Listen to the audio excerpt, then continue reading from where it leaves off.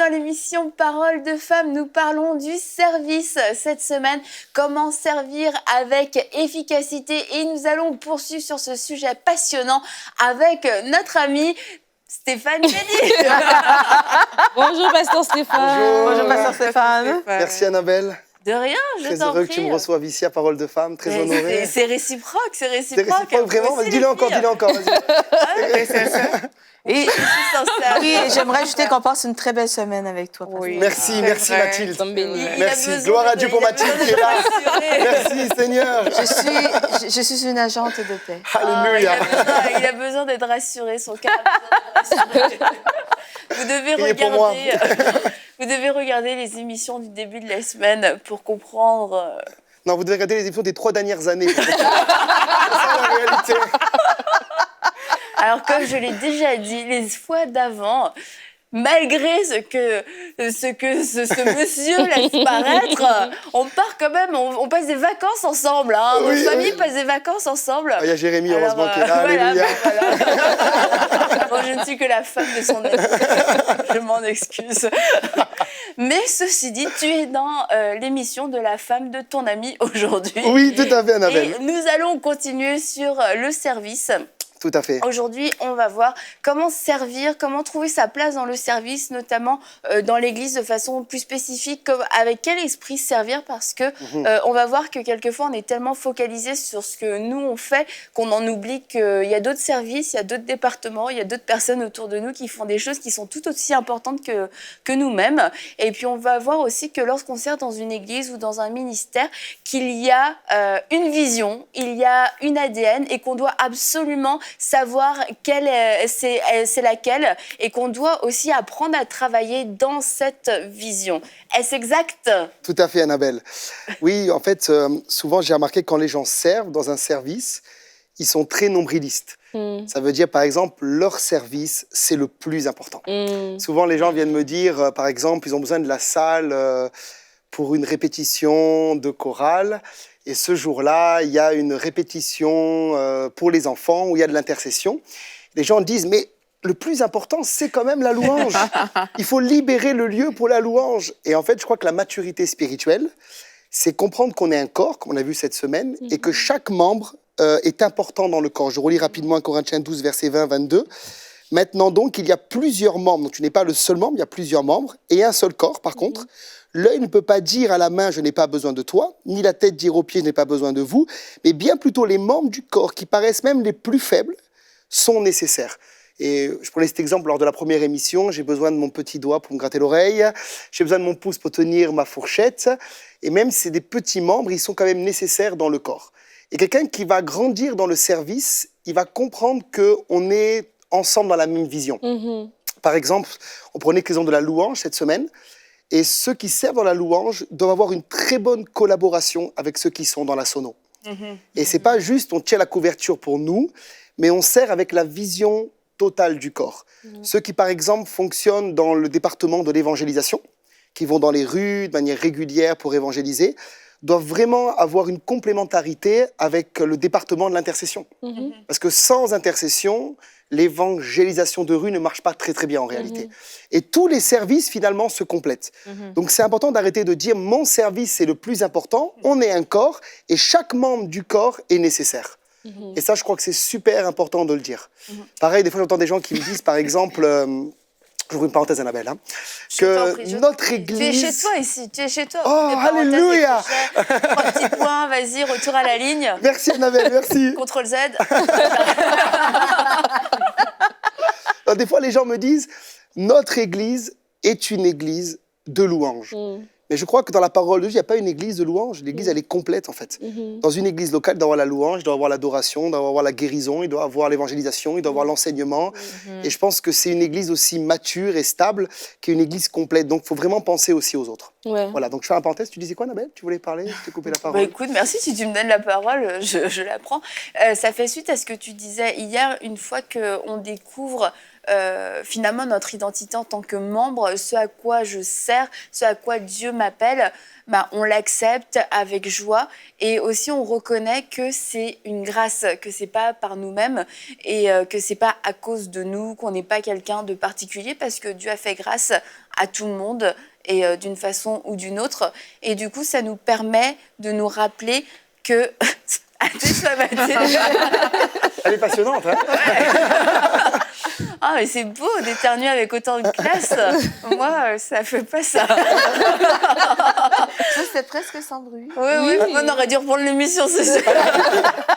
Mais tout ça pour dire que ça nous permet de nous rappeler qu'en fait, c'est pas mon département qui est le plus important. C'est que j'ai reçu une grâce et puis c'est vrai que ça va me tenir à cœur, mais je peux pas mépriser la grâce que l'autre a reçue à côté de moi parce que celui qui l'a donnée l'a fait avec sagesse, avec intelligence.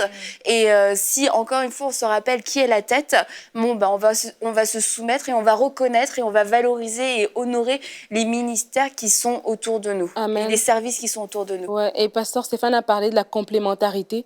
Et ça, c'est un mot-clé qui est très important dans le service à l'Église parce que des fois, les gens fonctionnent en silo. Donc, chacun dans son... Et c'est vraiment important de comprendre la complémentarité, de comprendre, comme tu avais dit, à la première émission, qu'il y a un enjeu spirituel. Le but du service, c'est quand le service est bien fait. Et quand il y a de l'ordre, c'est qu'à la fin, on gagne des âmes. Il y a tout ce travail qui doit être fait. Et je crois qu'on doit comprendre cela pour justement travailler dans la complémentarité. Et ça doit être... C'est soit même de vouloir retenir la salle, par exemple, pour nous, mais même des fois aussi quand notre département fait bien, tu vois, notre département a plus d'éclat, on a des fois, il y a des gens qui vont vraiment vouloir garder cette gloire pour eux, mais nous, on est le département de l'Église qui fonctionne très bien, et vous fonctionnez moins bien. Mais vraiment, quand on comprend qu'on est un corps et qu'on comprend qu'il y a un enjeu spirituel, c'est que si moi, dans mon département, il y a des choses qui fonctionnent, je sais partager mes connaissances pour pouvoir outiller ces autres départements-là, pour les aider eux aussi à s'épanouir, parce qu'à la fin, c'est quand le corps, tout le monde est épanoui, c'est là que le corps est fort. Mais si chacun veut tirer, et ça même des fois dans le rapport avec l'autorité, avec le pasteur, un chef de département qui a plus de facilité, mettons, à parler avec le pasteur, tu vas voir qu'il va toujours aller pour présenter ses besoins de son département à lui. mais c'est vrai. Il y a plein de gens qui disent oui, amen, c'est vrai. Et tu vois, et donc c'est même pour le responsable lui-même de l'Église de pas justement pouvoir pencher vers le chef de département avec qui on a un meilleur rapport pour lui donner plus de choses. Genre quand t'es la femme du pasteur. Mais vraiment d'étendre ça à tout le monde. Et c'est vraiment important. Des fois, les leaders portent beaucoup de choses. Et tout ça qu'on parle, je sais que les leaders d'église comprennent vraiment, mais je crois que ces émissions sont vraiment pour le peuple, pour que les personnes qui servent puissent se rendre compte qu'au-delà de moi, je ne dois pas porter un poids inutile à mon pasteur, mais je dois l'alléger. Et si je comprends vraiment bien le service, je vais pouvoir alléger vraiment les leaders d'église pour qu'ils puissent, eux, vraiment aller plus loin, en fait, dans ce que Dieu attend. Je me rappelle d'un témoignage dans une église où il y avait un ministère qui portait beaucoup de fruits dans le domaine de la prédication. Beaucoup de gens étaient sauvés, convaincus de péché, guéris, délivrés, etc. Et puis, un jour, il s'est rendu compte, en fait, qu'il y avait une saison plus difficile, plus compliquée. Et il a demandé au Seigneur, « Seigneur, mais pourquoi, en fait, les choses fonctionnent moins bien ?» Et le Saint-Esprit lui a montré juste qu'il y avait dans son église une dame, c'était une grand-mère, qui avait vraiment un ministère pour l'intercession. Elle priait profondément pour son pasteur, chose que tous les fidèles de l'Église doivent faire, prier pour le pasteur. Amen. Paul dira dans Éphésiens 6, verset 19, « Priez pour moi pour qu'il me soit donné d'ouvrir la bouche avec hardiesse quand j'annonce l'Évangile. » Donc c'est très important de prier pour les ministères. Et cette dame était décédée, elle avait rejoint le Seigneur. Et c'était comme s'il y avait comme dans la vie de ce pasteur quelque chose qui manquait quand il prêchait. Et il s'est rendu compte, toute sa vie, en fait, il n'a pas vraiment donné de l'importance à cette femme, en fait. Et là, après, quand elle est partie auprès du Seigneur, elle dit, j'aurais dû vraiment considérer beaucoup plus son appel. Et je crois que c'est important, on est vraiment un corps et on fonctionne ensemble. Il ne faut pas être nombriliste, on dépend tous les uns des autres. Et on a vu dans Éphésiens que le corps tire sa croissance de la tête qu'est Jésus quand il est bien coordonné.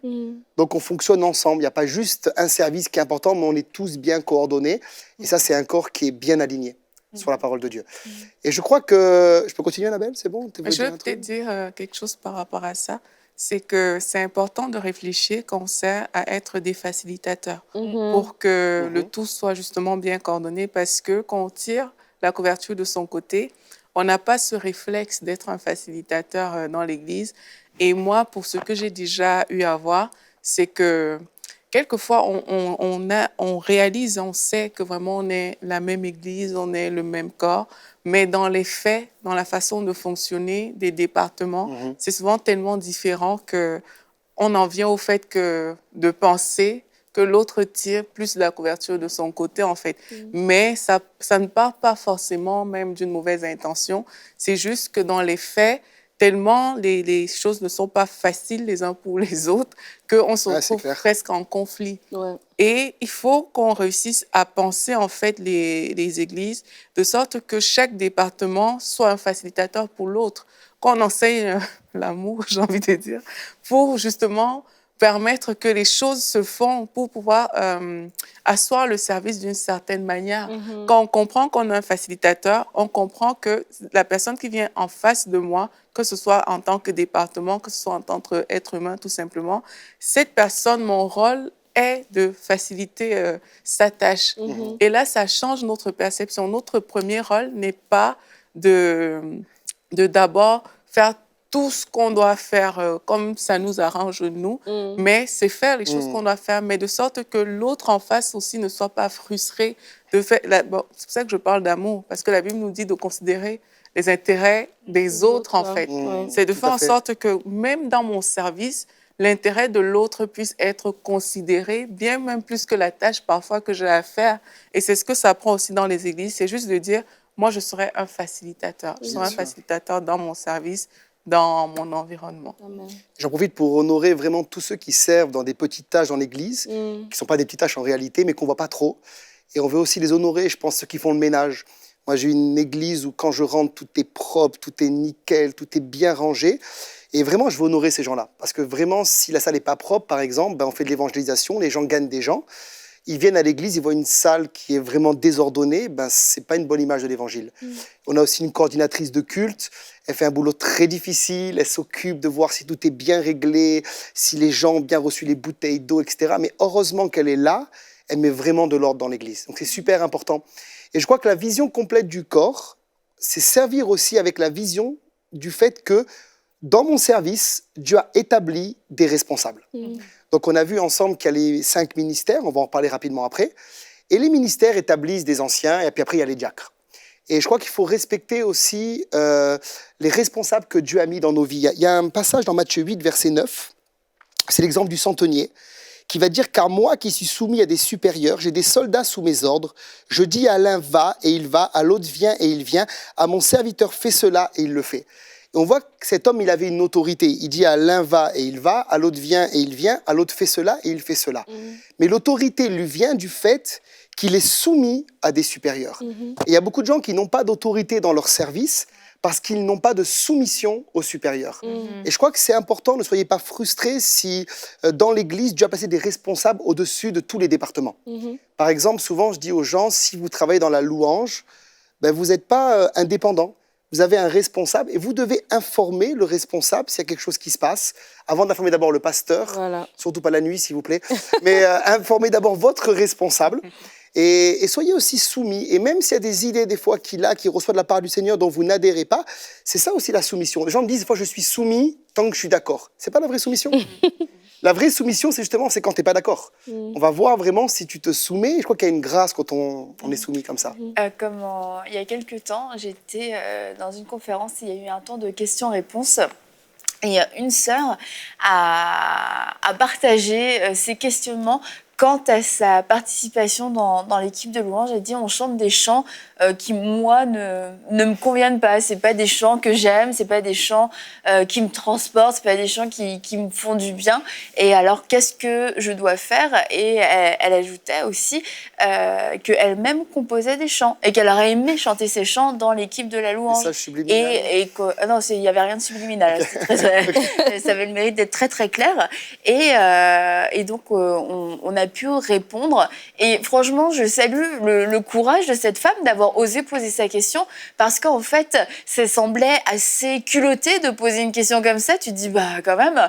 Mais le fait est que quand on voit les relations dans les départements, c'est ce qui alimente beaucoup de raisonnements. C'est juste que c'est pas partagé. Donc moi, franchement, j'ai salué son courage d'avoir osé demander, d'avoir osé poser sa question. Et ce qu'on lui a répondu, c'était que déjà le service, c'était pas pour soi. Donc c'est vrai qu'il y a des choses dans le service qui nous conviennent pas exactement. C'est pas forcément comme ça que moi-même je ferai les choses. C'est pas comme ça que chez moi je fais les choses. C'est pas comme ça que lorsque moi je prie tout seul chez moi, je fais pas la même chose. Ça c'est chez toi tout seul, c'est notre temps. Mais après, lorsque on sert, lorsqu'on est dans un service, on se met au service de Dieu et au service des autres pour transmettre la présence de Dieu, pour que les choses se passent bien. Enfin bref, on se met vraiment au service. Donc là, c'est sûr, on s'oublie. Et il y avait une passeure qui était là, puis elle a donné cet exemple que j'ai trouvé excellent.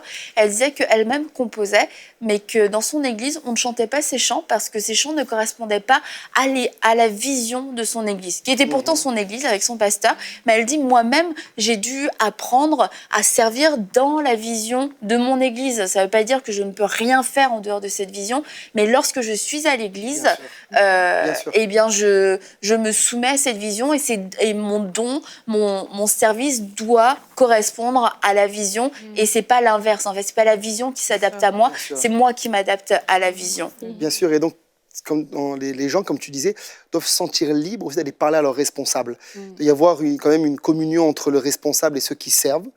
Et souvent, je dis, quand après, dans l'église, on rencontre une difficulté, les responsables, on a vu ça dans la première émission, sont soumis au ministère.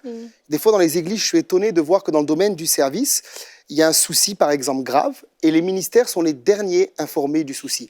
Alors, je ne dis pas qu'il faut appeler le pasteur dès qu'il y a un petit problème, ou dès qu'il faut acheter une vis, ou dès qu'il faut acheter un petit crayon gris pour l'école du dimanche, mais dans les gros changements, ou dans les grandes responsabilités que quelqu'un doit prendre, un leader, il doit informer le ministère.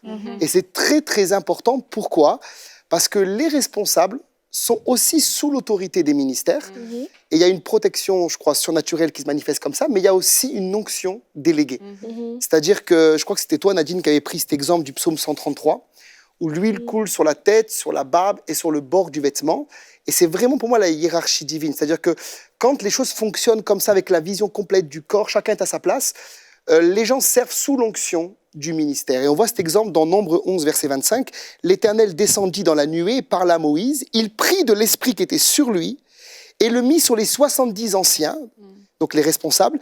Et dès que l'esprit reposa sur eux, ils prophétisèrent, mais malheureusement, ils ne continuèrent pas. » Ils auraient dû continuer, c'est pas grave ça.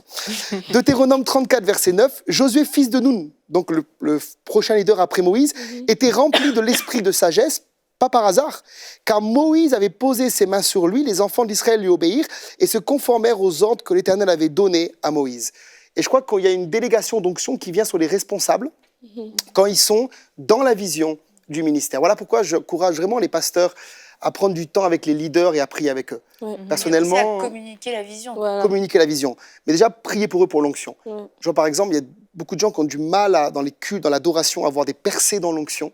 On sent vraiment que c'est comme difficile, etc. Et je crois que c'est aussi une responsabilité du ministère de régulièrement voir ses leaders imposer les mains pour des transferts d'onction, prier avec eux, prendre du temps avec eux. Et les gens sont sous l'onction du ministère. Et ça, c'est quelque chose de vraiment réel. Moi, j'ai vu, par exemple, des gens dans mon église qui n'étaient pas forcément loin spécifiquement dans la louange. Ils ont commencé, comme on a vu hier, dans des petites choses. Dieu a parlé, appel spécifique. Ils sont rentrés dans la louange. On a commencé à prier avec eux et on a vu vraiment un changement extraordinaire. Par exemple, des paroles prophétiques dans la louange, être libérés, des onctions de guérison, etc. Mais je savais que c'est parce qu'ils étaient au bénéfice de l'onction du ministère. Et ce n'est pas juste une onction qui vient par hasard. Dans la soumission, dans la loyauté, il y a comme une onction déléguée. Et les gens ont commencé à vivre des exploits. Et on voit dans la vie de David, par exemple, David était un tueur de géants. Et tous ceux qui servaient sous l'onction de David étaient des tueurs de géants. Et ils faisaient les mêmes exploits que lui. Ils tuaient des géants, ils ont tué un lion un jour de neige dans une citerne, etc. Et c'est vraiment... Oui, je pars dans les chroniques, là. Mais c'est vraiment important de dire qu'il y a une délégation. Et c'est comme ça que l'Église, selon Dieu, fonctionne aussi. Il y a une onction qui est déléguée. Mais parfois, on ne respecte respectent pas justement cette délégation parce que vous savez qu'on sait à l'église, bon, les gens ne sont pas payés hein, pour faire ces choses-là. Et du coup, les gens peuvent se sentir justement la liberté de ne pas être soumis. Parce que, voilà, il n'y a pas de rémunération financière peut-être visible. Au tribunal Voilà, de Christ. même, Alléluia. hein. Il n'y a pas peut-être ça là comme visible. Et parfois, à cause de ça, moi, j'ai déjà vu beaucoup de déshonneur aussi. Parce qu'au travail, les choses peuvent se passer bien et tout. On est vraiment soumis, on est régulier et tout. Mais dès qu'il s'agit du service, mais là, on n'est plus soumis, on vient à l'heure qu'on veut, on fait ce qu'on veut. Mais c'est parce que derrière, on n'a pas ce truc qui fait que, voilà, on réussit à bien faire les choses. Et c'est de comprendre justement quand on dit qu'on sert Dieu, c'est que oui, peut-être là, de prime abord, on n'a pas cette rentrée peut-être financière qui est la motivation de certaines personnes pour bien faire les choses, mais il y a une rémunération plus grande que l'argent. Amen, amen, amen. La grâce de Dieu ne se calcule pas en termes monétaires. Bien sûr. Donc, il y a des choses tellement plus grandes que ça, en fait. C'est aussi de pouvoir se dire, mais au regard déjà de ce que Dieu a fait pour nous, vraiment, c'est un privilège de servir, en fait. C'est de pouvoir le réaliser. On ne vient pas, comme Annabelle disait hier, on ne vient pas comme dire que, OK, c'est un petit service que je te rends, du coup, je fais ce que je veux. On est en train de servir Dieu. Ça, c'est un privilège. Amen. Et dès l'instant où on sait ça, vraiment, on n'a pas beaucoup de mal avec l'autorité déléguée parce qu'on sait que, OK, Dieu a mis cette personne, mais en servant, je sers Dieu, c'est mon privilège. Et peu importe, même si l'autorité déléguée en question, peu importe s'il ne respecte pas mes choix, peu importe si mes chansons ne sont pas les plus prisées de l'Église, mais vraiment, je le fais, c'est une grâce pour moi d'être là, que de pouvoir honorer mon Père en le servant. Ouais. Et j'aimerais juste dire que il faut comprendre que l'Église aussi est une maison spirituelle. Et je dis ça pourquoi? Parce que des fois, quand on sert, on est tellement dans le day-to-day, la routine. C'est comme si c'est une corporation et c'est comme si c'est un travail normal, naturel. Tu vois? Et des fois, même nous-mêmes qui servons, nous manquons cette sensibilité spirituelle déjà. Et j'aime dire que des fois, il y a des gens qui ont le ministère du parti de l'opposition. Ça veut dire qu'ils sont toujours en train de... Ben, j'ai grandi dans l'Église et je vois l'Église. Et il y a des gens qui sont toujours en train de reprendre, en train de critiquer. Ben, le leader aurait dû faire ci, il aurait dû faire ça. C'est le parti de l'opposition. On le voit ici au Québec. Quand il y a quelqu'un qui est dans le parti de l'opposition, il a beaucoup de choses à dire. Mais du coup, son parti est élu. Ah, là maintenant, bon, on modère un peu les choses. Et je crois que quand on a ce ministère du parti de l'opposition, où est-ce qu'on est toujours en train de remarquer les failles, et on a du mal à se soumettre à notre leader parce qu'on voit que des failles, c'est une indication qu'il faut qu'on prie, il faut qu'on jeûne, il faut qu'on cherche le Seigneur, il faut que nous-mêmes, nous ayons cette sensibilité et cet amour pour sa maison qui fait que, Seigneur, je dois m'oublier, je dois faire taire ma chair, je dois grandir pour pouvoir te servir, ton Église doit aller de l'avant. Et ça fait qu'on sort un peu du nombrilisme, comme vous dites, on sort un peu de ce regard par rapport... C'est l'habitude, j'honore. On sort un peu de ce regard par rapport à nous. C'est bien, continue. On sort un peu de ce regard par rapport à nous-mêmes pour que l'Église aille vraiment plus loin. Ça, c'est hyper important. Ce que tu dis, c'est important parce que souvent, moi, je prends cet exemple. J'aime le foot, donc ici, c'est le soccer. Et le dimanche soir, j'aime regarder des matchs de foot. Et souvent, je suis dans mon fauteuil et je prends un jus d'orange et je regarde le match. Je regarde le Barça, par exemple.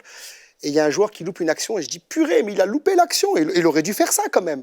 Sauf que moi, je suis dans mon canapé avec mon jus d'orange et je juge le gars qui joue sur le terrain. Voilà. Des fois, les gens jugent, mais ils sont pas à notre place. Voilà. Et quand ils ont des responsabilités, ils se rendent compte que c'est pas si simple que ça. Mais juste avant de terminer, je veux aussi dire une chose, c'est que servir avec la vision complète du corps, c'est servir aussi, comme tu as déjà bien dit, Annabelle, tu m'as bien introduit, c'est qu'il y a aussi une ADN dans l'Église. Un ADN, on dit, je crois, en fait.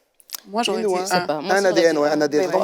Attends, mon épouse qui me parle, Stéphane, c'est pas une, c'est un. Ok, c'est un ADN. Il y a l'ADN. Il y a l'ADN de l'Église. Alléluia, voilà. Il y a l'ADN. Et je crois que chaque Église a un ADN. Par exemple, l'Église de la Riviera a un ADN, l'Église qui est à Paris a un ADN, l'Église au Québec. Et je crois que chaque personne qui sert, et c'est très important de le souligner, doit servir avec l'ADN de sa maison. Et même si vous venez d'une autre maison, quand vous venez par exemple d'une église où des choses se passaient d'une manière, vous arrivez dans votre église locale, Dieu vous a parlé, c'est là, vous êtes là, malgré la saison, même si c'est difficile, Dieu a parlé, c'est là. eh bien, vous devez prendre la nouvelle ADN de votre maison et l'ADN du pasteur de la maison. Voilà pourquoi toute personne qui sert dans l'Église doit connaître la doctrine d'abord de son Église. Voilà. Et il y a un passage dans Habakkuk où il est dit « écris la vision, qu'on puisse la lire couramment ». Et je crois que je conseille, il y a des pasteurs qui nous regardent, écrivez la vision de votre Église. Ça peut être sur le site Internet, ça peut être parmi les leaders, mais que tous ceux qui servent sachent ce que vous prêchez, ce que vous croyez, ce qu'ils peuvent dire, faire, pas faire. Et les gens doivent fonctionner dans cet ADN. Moi, souvent, je dis aux gens, vous avez le droit de ne pas être d'accord avec moi. OK ? Mais dans cette maison, même si vous n'êtes pas d'accord, vous devez fonctionner dans cette vision-là. Vous pouvez croire à un point de doctrine peut-être qui est différent du mien, mais quand vous servez là, vous devez prêcher ce que moi je prêche. Parce que c'est moi qui vais rendre des comptes devant Dieu un jour. Et c'est moi qui ai reçu le gouvernail, le don de gouvernail, et les gens doivent fonctionner dans cette vision. Voilà pourquoi dans notre Église, je ne suis pas un tyran, hein, Allez-y. dans cette... Annabelle, alors c'est Annabelle qui parle, je ne dis rien. C'est que dans notre maison, en tout cas, les gens, même si on les connaît, on attend minimum 6 mois avant qu'ils servent. Il y a des gens même de ma famille qui ont déménagé, qui ont rejoint notre Église. Ils étaient partis pendant un temps.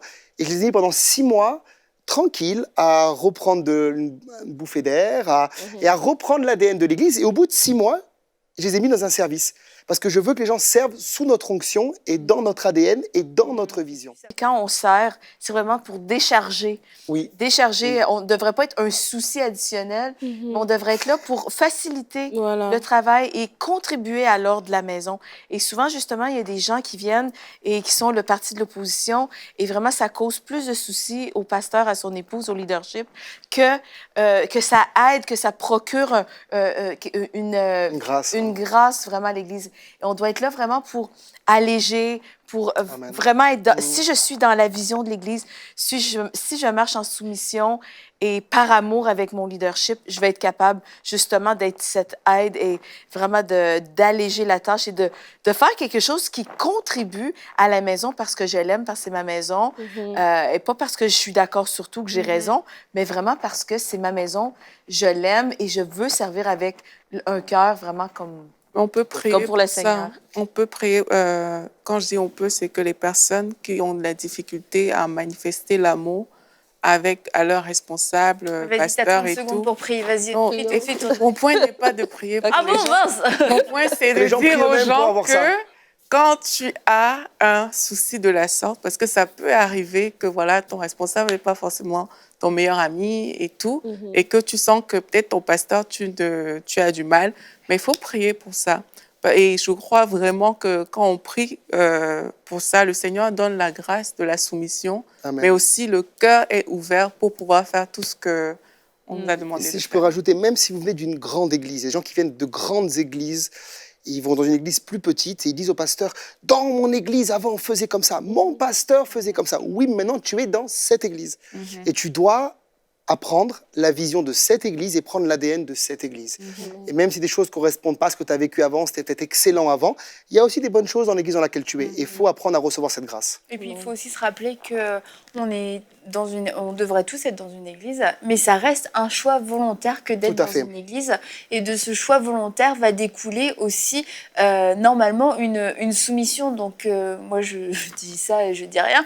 Mais non, mais allume le feu, toi, et puis tu... non, mais c'est vrai, c'est un choix volontaire que d'aller dans une église. Si notre motivation, c'est de faire du tort, c'est de faire du trouble et c'est d'attaquer tout le monde, pourquoi est-ce que tu es là? Soit tu dois changer ton cœur, soit tu dois partir. Mais ça reste un choix volontaire. On nous a pas forcé, enchaîné dans une église. Et puisque c'est un choix volontaire, on peut aussi prendre la décision de donner le meilleur de nous-mêmes et d'être un facilitateur, d'être un enfant de Dieu exemplaire avec un bon témoignage dans cette maison que nous avons choisie librement. Donc, Stéphane, on se retrouve demain?